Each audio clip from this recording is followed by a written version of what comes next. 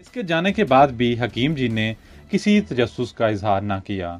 संदूकची का ढकना उठाकर इसमें से कुछ तलाश करते हुए बोले, स्वामी जी, जिस रंग के मरावीत का आपने जिक्र किया है वो तो कहीं नहीं मिलता। मैंने आगे झुककर आहिस्ता से कहा, मुझे तो यही बताया गया था कि आपके पास नीला मवारी मौजूद है। हकीम जी ने संदूकची का ढक्कन बंद कर दिया, नशिस्त पर से एक कागज और पेंसिल उठाकर मेरी तरफ बढ़ाया और जिसने आपको ये कहा था उसका नंबर लिख दे यहाँ। मैंने अपना वो खास कोड नंबर कागज पर लिख दिया जो पाकिस्तानी चीफ ने मुझे दिया था और जिसकी खबर हकीम सुलेमान शाह को भी कर दी गई थी। कागज पर नंबर पढ़ते ही हकीम जी ने कागज को फाड़कर पुर्जे पुर्जे करके उगलदान में फेंक दिया और उठते हुए बोले, मेरे साथ आओ। वो मुझे दवाखाने के पीछे एक छोटे से कमरे में ले गए जहां दीवार के साथ मदम सा बल्ब जल रहा था और एक पलंग पर मैला सा बिछोना बिछा था। मेज पर टाइम पीस, अखबार, एक रसाला, माजून की शीशी, चम्मच और गिलास पड़ा था। एक पुरानी सी कुर्सी पलंग की पंक्ति के करीब ही रखी हुई थी। हकीम जी ने अंदर आते ही दरवाजा बंद कर दिया, मुझे कुर्सी पर बैठने का इशारा किया, खुद पलंग पर बैठ के और बोले, इसका नाम क्या था जिसने तुम्हें मेरे पास नीला मरवारीद लेने के लिए भेजा है? अमजद, मैंने आयशा से कहा। यह हकीम जी का आखिरी इम्तिहान था। इसके बाद वो मुतमिन से नजर आने लगे। मुझे राइफल और गोलियों की पट्टी कोने में रखने को कहा। इतने में लड़का चाय के 2 कप ले आया। इसके आने की आहट पाते ही हकीम जी ने मेरी नब्ज पकड़ ली थी। लड़का चाय के कप रख कर चला गया। हकीम जी ने मेरी कलाई छोड़ दी और कहा, चाय पियो। कमरे में खामोशी छा गई। हकीम जी चाय का घूंट पीकर बोले, मुझे तुम्हारा इंतजार था। मैंने इन्हें बताया कि मैं सौराष्ट्र और महाराष्ट्र के पुरखतर तवील दुश्वार गुजार जंगलों का सफर करके इनके पास पहुंचा हूं। इन्होंने मुझे खामोश रहने का इशारा किया। चाय का प्याला तपाई पर रखकर उठे, दरवाजा खोलकर बाहर गए। थोड़ी देर बाद वापस आए, दरवाजा बंद किया। पलंग पर बैठ के चाय का कप उठाया, एक घूंट भरा और संजीदा लहजे में कहा, हालात ने नई शक्ल इख्तियार कर ली है। मैं सवाली अंदाज में इनकी तरफ देखने लगा। वो बोले, 2 रोज हुए पाकिस्तान से चीफ ने तुम्हारे लिए एक नया ऑर्डर भेजा है, तुम्हें कश्मीर जाना होगा। मैंने कहा, लेकिन मुझे तो डॉक्टर अफरीदी और उसकी बेटी को निकालकर पाकिस्तान पहुंचाना है। हकीम जी ने चाय का कप तपाई पर रख दिया, बंद दरवाजे की तरफ से बाहर झांका, फिर मेरी तरफ मुंह करके बोले, डॉक्टर अफरीदी वाला मिशन किसी दूसरे एजेंट के सुपुर्द कर दिया गया है। कश्मीर मिशन बहुत अर्जेंट और हंगामी मिशन है। तुम चूंकि कमांडो हो और पहले भी पठानकोट में एक कामयाब ऑपरेशन सर अंजाम दे चुके हो, इसलिए तुम्हें खास तौर पर इस मिशन पर भेजा जा रहा है। क्या ये कोई मिलिट्री मिशन है? मैंने सवाल किया। हाँ, ये बड़ा ही सीक्रेट, अहम और अर्जेंट फौजी मिशन है। मैं तुम्हें इसकी सारी तफसीलात बता दूंगा। पहले तुम्हें मेरे इस बिछोने पर आराम करना होगा। तुम सो जाओ। अब तुम अपनी आप मेरी कोठरी से बाहर मत जाना। ये कहकर हकीम जी दरवाजा बंद के चले गए। नरम बिछोना मिला तो लेटते ही नींद आ गई। दोपहर के 1 बजे हकीम जी ने आकर मुझे जगाया। वो मेरे लिए खाना तैयार करके लाए थे। बकरे का गोश्त और रोटियां थी। मैंने खूब सैर होकर खाया। हकीम जी ने मतलब की कोई बात ना की और मुझे दोबारा सुला दिया। अब आंख खुली तो शाम हो चुकी थी। हकीम जी खुद मेरे लिए चाय ले आए। अब भी इन्होंने मेरे सीक्रेट फौजी मिशन के बारे में कोई बात ना की। चाय पर वो मुझसे मेरी पुरानी मुहिम की तफसीलात सुनते रहे। जब रात हो गई तो इन्होंने मेरे साथ खाना खाया और कहा, मैं दवाखाने में सोऊंगा, तुम इसी पलंग पर आराम करो, मैं सुबह की नमाज के वक्त आऊंगा। हकीम जी फिर चले गए।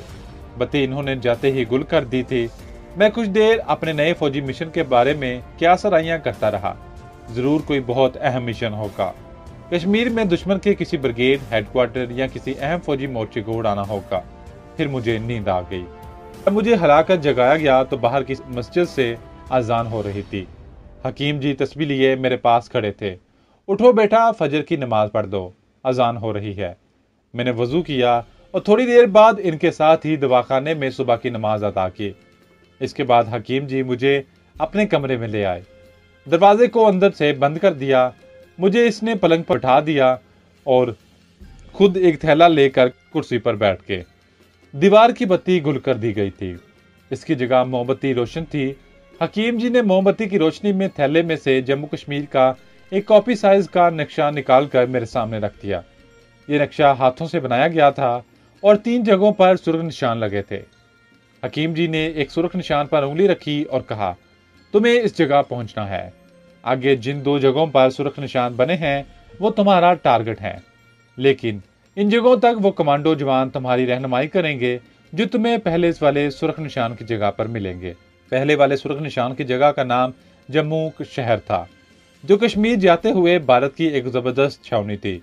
हकीम जी ने मुख्तसर मगर बड़े जहम अल्फाज में एक एक लफ्ज पर जोर देकर मुझे जो तफसील बताई वो महज इतनी थी कि मुझे शेरावाली माता के भगत के बेस में बंबई से फौरन जम्मू कश्मीर शहर पहुंचकर बाग जोगियां वाले के दरवाजे पर एक झोंपड़ी में सनत माता दास से मिलना होगा। सनत माता हमारा अपना आदमी है, वो तुम्हें नक्शे वाले दूसरे सुर्ख निशान तक ले जाएगा। इसके बाद तुम्हें जो कुछ करना होगा वो तुम्हारा मिशन होगा, और इस मिशन के बारे में तुम्हें दूसरे सुर्ख निशान पर मिलने वाले 2 कमांडो बता देंगे। मुझे सिर्फ इतना ऑर्डर मिला है कि तुम्हें यहां से जम्मू कश्मीर के शहर बाग जोगियां वाले तक पहुंचाने में तुम्हारी मदद करूं। मैंने पूछा कि क्या हमें इस मिशन में किसी फौजी कलेबंदी को हिट करना होगा। इसके जवाब में हकीम जी ने नक्शा वापस थैले में डालकर थैले को तपाई के नीचे एक खुफिया जगह में छुपा दिया और बोले, मैं कुछ नहीं जानता। सारी तफसील तुम्हें वो 2 कमांडो बताएंगे जो दूसरे सुर्ख निशान वाले जगह तुम्हें मिलेंगे। नक्शे पर जो तीसरा सुर्ख निशान तुमने देखा है वो तुम्हारा टारगेट है। अब तुम तैयारी शुरू कर दो। तुम इस वक्त जनूब हिंद के एक अचारी के बेस में हो। तुम्हें ये हुलिया बदल कर जम्मू की देवी माता शेरावाली के भगत का भेस इख्तियार करना होगा। तुम अमृतसर की पंजाबी बोलोगे और ये जाहिर करोगे कि तुम अमृतसर से माता शेरावाली के दर्शन पर आए थे और आप दर्शन करने के बाद जम्मू के बाग जोगियां वाले में अपने धर्म भाई सनत माता दास के पास ठहरे हुए हो। इसी रोज मैंने बड़ी हुई दाढ़ी मुझे साफ कर दी, मेरा सर भी मूंड दिया गया, माथे पर से सफेद तिलक की लकीरें मटाकर माता शेरावाली का चंद्रा यानी केसर की 3 मतवाजी लकीरें डाल दी गई। गले में रेठों की माला डाल दी गई। जोगिया रंग की धोती और इसी रंग का लंबा चोगा पहन लिया। हकीम जी कहीं से मेरे लिए एक लोहे की छड़ी ले आए जिसके ऊपर से त्रिशूल बना हुआ था। ये सारा मेकअप हकीम जी के बंद कमरे में ही किया गया था। हकीम जी ने मेरी राइफल और गोलियों की बैरल संदूक में रख दी और कहा, कश्मीर के मिशन की तकमील के बाद अगर तुम जिंदा बचे तो सीधे मेरे पास आ जाना। ये राइफल तुम्हारी इमानत इसी संदूक में रहेगी। इसके बाद तुम्हें यह बताया जाएगा तुम्हारा अगला मिशन क्या है। इस दौरान में अगर हमारा आदमी पाकिस्तान साइंसदान और इसकी बेटी को दुश्मन के चंगल से छुड़ाने में कामयाब ना हुआ तो फिर तुम्हें इस मिशन पर जाना होगा। अब तुम सो जाओ। बंबई सेंट्रल के स्टेशन से पंजाब को जाने वाली गाड़ी रात के 8:30 बजे छूटती है। मैं तुम्हारे साथ नहीं जाऊंगा। तुम्हें अकेले ही यहां से रेलवे स्टेशन और फिर अपने टारगेट की तरफ रवाना हो जाना होगा। अब तुम आराम करो। हो सकता है जिस मिशन पर जा रहे हो वहां तुम्हें कई रातें सोना नसीब ना हो। शाम के 7:30 बजे जब चिरनी रोड पर बत्तियां रोशन हो गई, हकीम जी ने अपने कमरे में ही आकर मुझे 500 रुपए दिए और कहा, अब तुम खामोशी से निकल जाओ। ये याद रखना कि शेरावाली माता के भगत जय हो माता की, शेरावाली माता की का नारा लगाया करते हैं। अच्छा, खुदा हाफिज। खुदा तुम्हारा हाफिज और नासिर हो। मेरी और करोड़ों पाकिस्तानियों की खामोश दुआएं तुम्हारे साथ हैं। हकीम जी दरवाजा खोलकर निकल गए। मैंने आईने में अपनी शक्ल देखी। मैं तमिलनाडु के आचार्य जी से पंजाब के पहाड़ी इलाके का साधु बन गया था। 500 रुपए के नोट और सुधा रंगनी का दिया हुआ सांप का मनका मैंने रुमाल में लपेट कर अपनी कमर के साथ बांध लिया था। मेरे पाँव में ऊपर से मोटी बंद चप्पल थी। मुझे किसी किस्म का हथियार रखने से हकीम जी ने सख्ती से मना कर दिया था। मैंने हाथ उठाकर खुदा के हजूर अपनी और अपने प्यारे वतन पाकिस्तान की सलामती की दुआ मांगी और कोठरी से निकल आया। दुआखाने में बत्ती जल रही थी। हकीम जी ने आंखें उठाए बगैर हाथ के इशारे से खुदा हाफिज का जवाब दिया। मैं दुआखाने की ड्योढ़ी से गुजरकर चिरनी रोड पर आ गया। अब मुझे टैक्सी की जरूरत थी। विक्टोरिया बहुत देर लगाती। ये सन 1971 के बाद का बम्बई था, मॉडर्न और हर किस्म की जदीद सहूलतों से लेस। मुझे चिरनी रोड पर ही एक टैक्सी मिल गई। स्मंगटन रोड पर वाक़ बम्बई सेंट्रल का रेलवे स्टेशन जगमगा रहा था। मुसाफिरों की रेल पे लगी थी। स्टेशन के बाहर गोल फुआरे के आसपास मोटर कारें, वैगने, स्कूटर और विक्टोरिया बगियां खड़ी थीं। मैंने टैक्सी में बैठे बैठे कमरबंद में से 100 रुपए का नोट निकाल लिया था।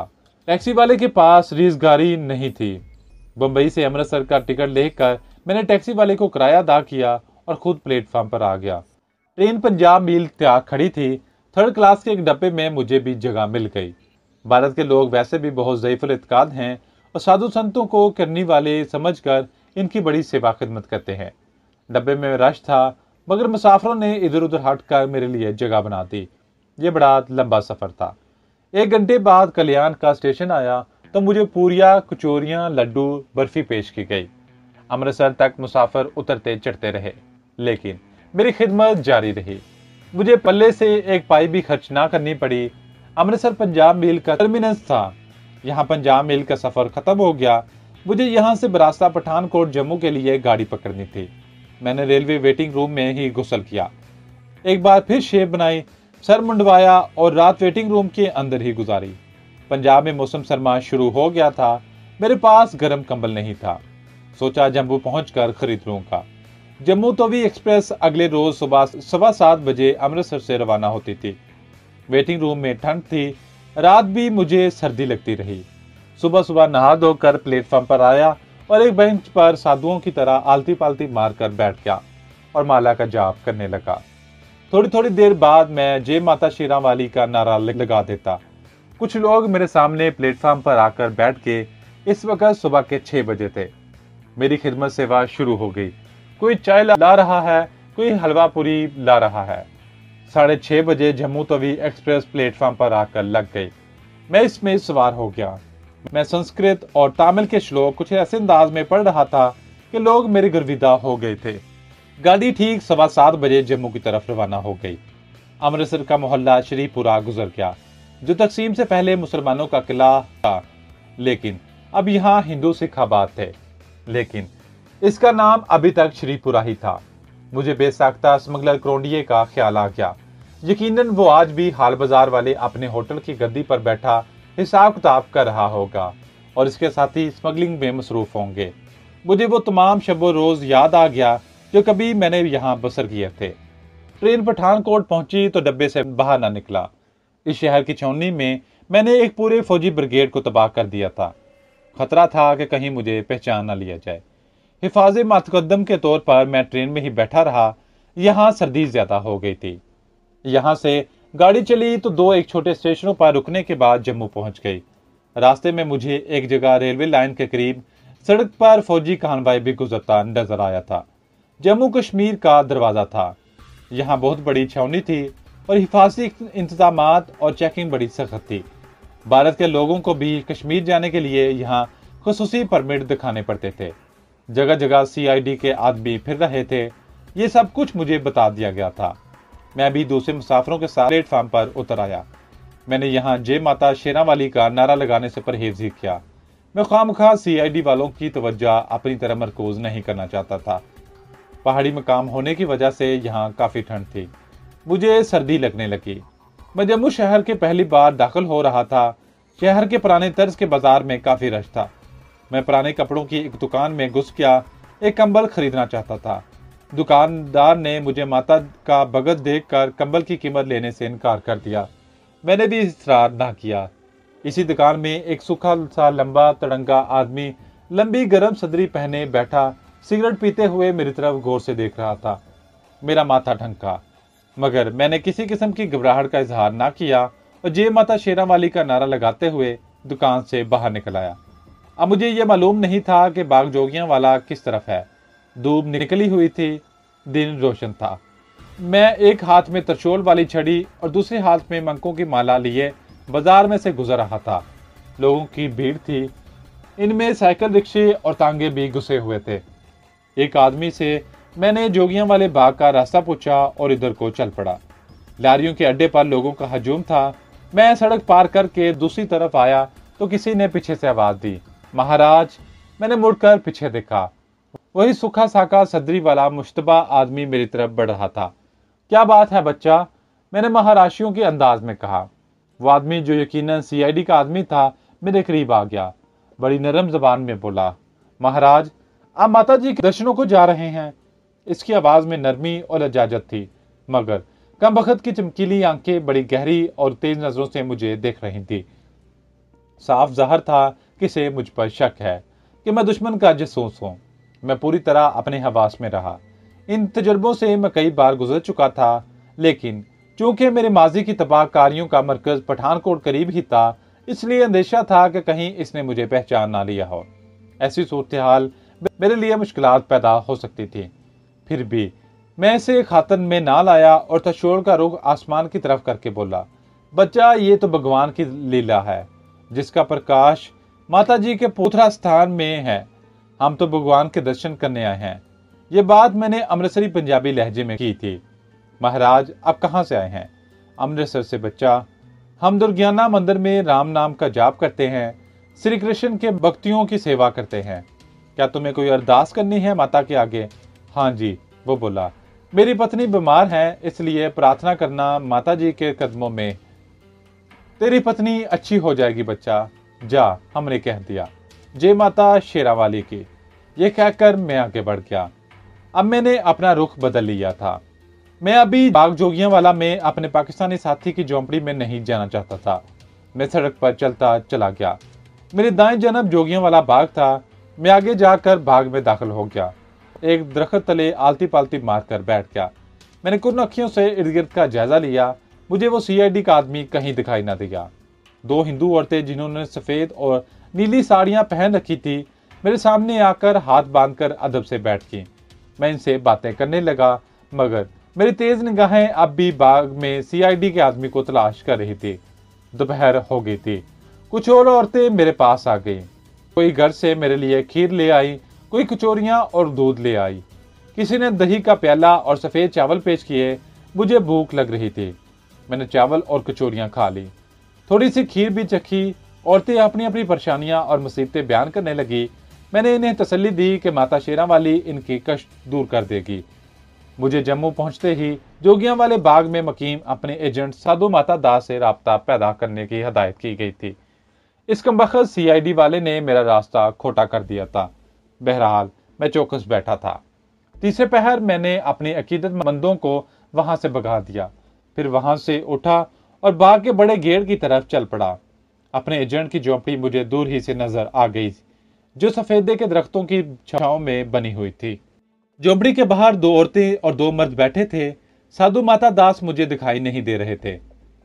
मैंने बाजार इसी झोंपड़ी के करीब से आगे निकलते हुए रुककर झोंपड़ी की तरफ देखा और त्रिशूल उठाकर माता शेरावाली का नारा लगाया। मेरा ख्याल था कि अपना एजेंट झोंपड़ी में होगा, मेरा नारा सुनकर बाहर आ जाएगा, मगर झोंपड़ी से कोई साधु बरामद ना हुआ।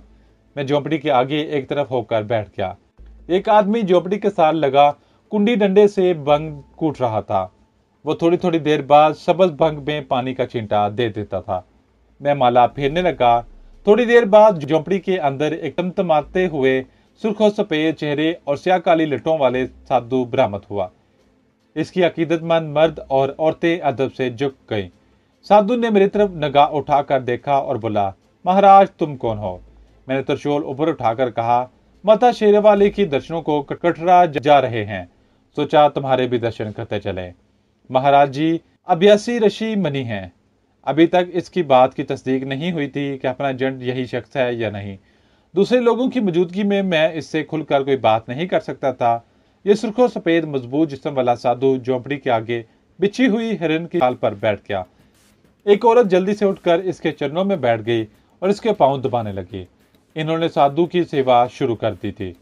इस दौरान मैं चारों तरफ एक तेज निगाह डाल चुका था। वो सीआईडी वाला आदमी मुझे ना बाग में और ना ही बाजार की जानब किसी जगह दिखाई दिया। हो सकता है वो सीआईडी का आदमी ना हो, लेकिन मेरी आंखें धोखा नहीं खा सकती थी। बहरहाल वो इसी जगह मौजूद नहीं था, और अगर था भी तो मुझे नजर नहीं आ रहा था। अब मैं चाहता था कि साधु के बारे में मालूम करूं, यही अपना एजेंट है, मगर इसके अकीदतमंद से मस्त नहीं हो रहे थे। मैं इससे चंद कदम के फासले पर घास पर बैठा माला फेर रहा था। मैंने जरा सा खांस कर कहा, महाराज, सुना है ऊपर पहाड़ी पर पूर्ण पुत्र का स्थान भी है। साधु ने बेनियाजी से कहा, हाँ महाराज। इसका चेला भंग प्याले में डालकर ले आया। प्याला इसने साधु के सामने घास पर रख दिया और खुद हाथ बांधकर एक तरफ बैठ गया। मैंने दूसरा फीलर फेंका। महाराज, सुना है ऊपर कोई झील है जिसमें नीला मरविरात पाया जाता है। इस सवाल का जवाब ना आया। मैंने साधु की तरफ निगाह की, वो अपनी जगह पर साकत बैठा था।